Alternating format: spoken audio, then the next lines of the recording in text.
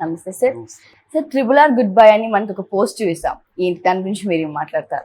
ఇది నేను కూడా ఆశ్చర్యపోయాను. ఎందుకంటే వేరే వాళ్ళు మన ఛానల్ లాంటి వాళ్ళు చెప్తే నమ్మకపోవచ్చు. ఎందుకంటే మనకు సెన్సేషన్ కావాలని చెప్పచ్చు.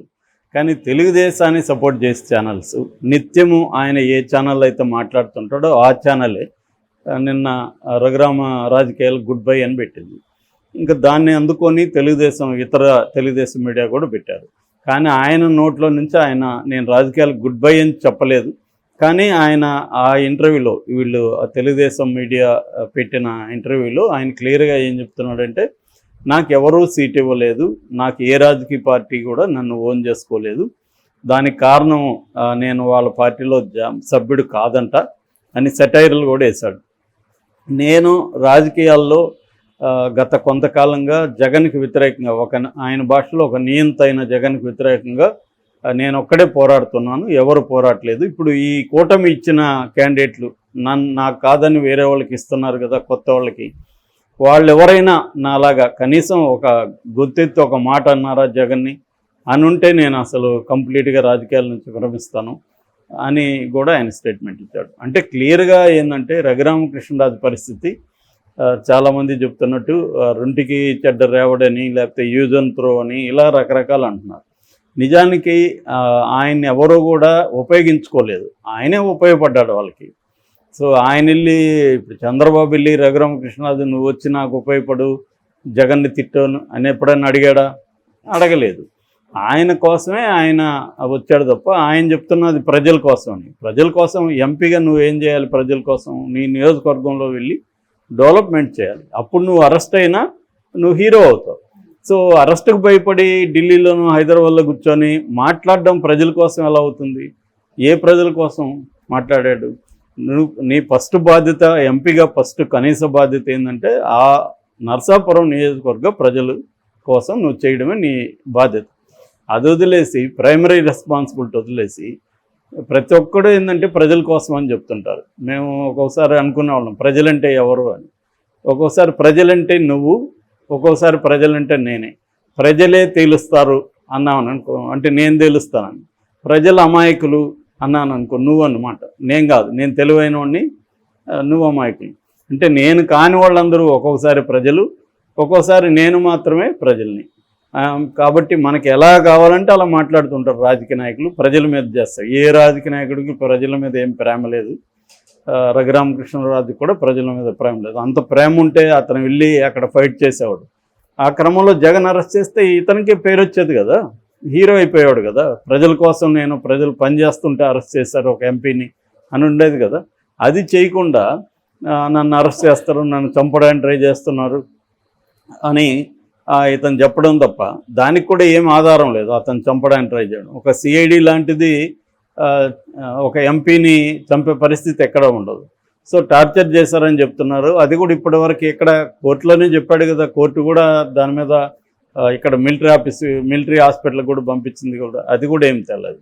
ఇదేంటంటే నేను ఒక వీరోచితమైన పోరాటం చేస్తున్నాను అని చూపించుకోవడం తప్ప ఎక్కడ కన్విన్సింగ్గా వీరోచితమైన పోరాటం అయితే కనిపించట్లేదు. వీరోచితమైన పోరాటం అంటే ఈ ట్యూబుల్లో కూర్చొని మాట్లాడడం కాదు, రచ్చబండ అనే ప్రోగ్రాం పెట్టి జగన్ మీద రోజు ఏదో మాట్లాడడం కాదు. ప్రజల్లోకి వెళ్ళాలి, ప్రజల నియోజకవర్గంలోకి వెళ్ళాలి, అక్కడ డెవలప్మెంట్ యాక్టివిటీస్ చేయాలి, అట్లాగే సంక్షేమ కార్యక్రమాలు సరిగా అమలవుతున్నాయి చూడాలి. దాని తర్వాత వాళ్ళకి నిత్యం ఏదో ఒక సమస్య ఉంటుంది ప్రజలకి. సో ఆ సమస్యల్ని సాల్వ్ చేయాలి. ఇది ఒక ప్రజాప్రతినిధి చేయాల్సింది. దాంతోపాటు పార్లమెంట్లో తన నియోజకవర్గ సమస్యల మీద అక్కడ మాట్లాడాలి. ఇవి ఏవీ చేయకుండా జగన్ని తిట్టడమే ఇతని కార్యక్రమం తప్ప ఇంకేం లేదు. నిజంగా కానీ ఇతను ప్రజల కోసం చేస్తుంటే ఇప్పుడు ఎందుకు ఇండిపెండెంట్గా పోటీ చేయకూడదు? అందరూ అడిగే ప్రశ్న ఇది. అసలు నువ్వు ఎందుకు దేవరిస్తున్నావు? వాడివ్వలేదు సీటు, వీడివ్వలేదని ఎందుకు ఆక్రోశిస్తున్నావు, బాధపడుతున్నావు? ధైర్యంగా వెళ్ళి ఇండిపెండెంట్గా పోటీ చేయి. గతంలో కూడా చెప్పావుగా, జగన్ వల్ల నేనేం గెలవలేదు, నా వల్లే నేను గెలిచాను అంటున్నావు కదా.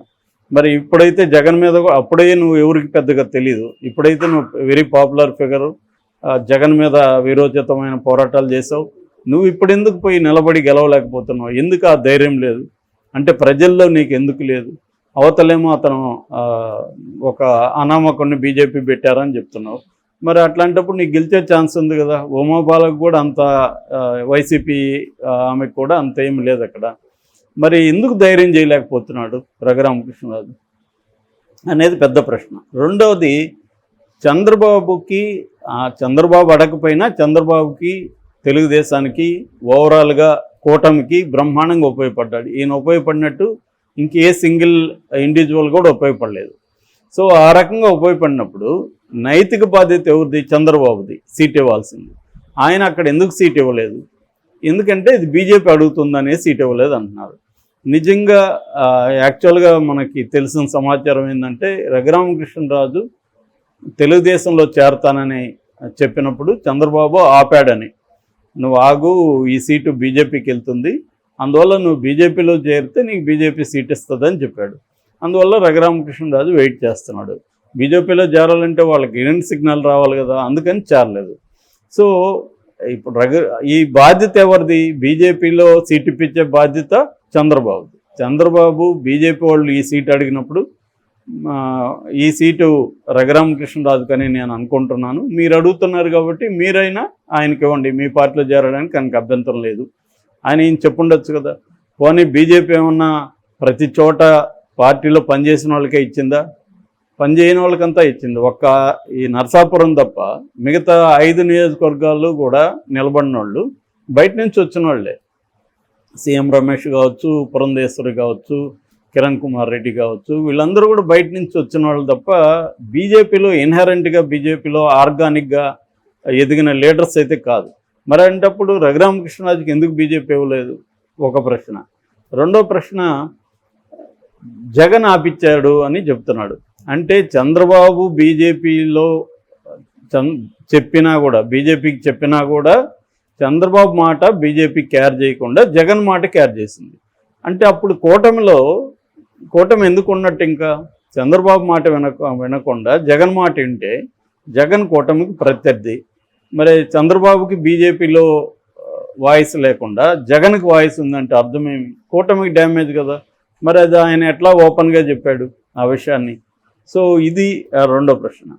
ఇక మూడో ప్రశ్న ఏంటంటే, రఘురామకృష్ణరాజు అడిగే ప్రశ్నల్లో న్యాయం ఉంది.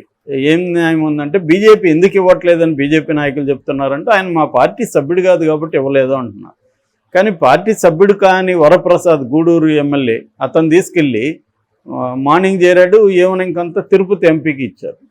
ఇక్కడ మాధవిలత, ఆమె అసలు పార్టీ సభ్యురాలే కాదు, ముందే ఆమె అనౌన్స్ చేసుకునింది నేను క్యాండిడేట్ అని.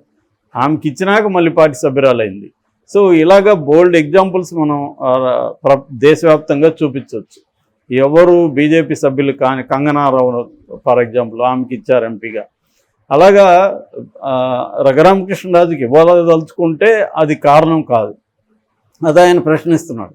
సో అదే ప్రశ్న చంద్రబాబును కూడా వేశాడు ఆయన. చంద్రబాబు నమ్ముకున్న నాకే టికెట్ ఇవ్వకపోతే పోలవరం కడతాడా, లేకపోతే స్టేట్కి సంబంధించి ఏదన్నా హెల్ప్ తీసుకురాగలుగుతాడా అనేది ఆయన ప్రశ్నించాడు. అది కూడా రైట్ క్వశ్చన్. ఎందుకంటే చంద్రబాబు తన నమ్ముకున్న అతనికే ఇవ్వలేకపోతే నిజంగా కూడా ఏం చేయలేడని. కానీ ఆ తర్వాత మరి ఏం జరిగిందో, రఘురామకృష్ణరాజుకి చంద్రబాబు మధ్య ఏమైనా జరిగిందా, లేకపోతే తెలుగుదేశం వాళ్ళు ఆయన ఏమన్నా ఇబ్బంది పెట్టారా ఫోన్ కాల్స్ చేసి? ఎందుకంటే నువ్వు తెలుగుదేశం మీద కూడా ఇలా మాట్లాడతావు, నీ నోడుదోల వల్లే నీకు ఇవ్వలేదు అన్న ఇది కూడా చాలా చోట్ల వచ్చాయి. అందువల్ల ఆయన నిర్ణయం చేస్తున్నాడంటే చంద్రబాబును ఆకాశానికి ఎత్తున్నాడు. ఆయన గొప్ప నాయకుడు, ఆయన సీఎం కావడం కోసమే నేను చేశాను అంటున్నాడు. అంటే ఇంకా హోప్ ఉందా ఆయనకి అనేది ఒక డౌటు. అంటే ఇంకా ఏమన్నా చంద్రబాబు ఎక్కడో చోట అకామిడేట్ చేస్తాడా ఇంకా? ఎందుకంటే టైం ఉంది కాబట్టి. సో ఎక్కడైనా అకామిడేట్ చేస్తాడా అన్న హోప్ కూడా ఉందేమో అనిపిస్తుంది. కానీ ఆ హోప్ ఉంటే మరి తెలుగుదేశం మీడియాని ఈ టైటిల్ ఎందుకు పెట్టింది? అంటే తెలుగుదేశం మీడియా ఆయన చెప్పకుండానే ఇతను గుడ్ బై కొట్టేస్తాడని జనాలు నమ్మించడానికి ట్రై చేస్తుందా? ఇవన్నీ ప్రశ్నలుగానే మిగిలిపోయినాయి. అంటే రఘురామకృష్ణరాజు ఆయన ప్రొఫెసర్ నాగేశ్వర గారు చెప్పినట్టుగా ఒక వ్యక్తి కాకుండా ఒక ఐడియా అయిపోయాడు. ఆ ఐడియా ఏంటంటే జగన్కి వ్యతిరేకమైన ఐడియా.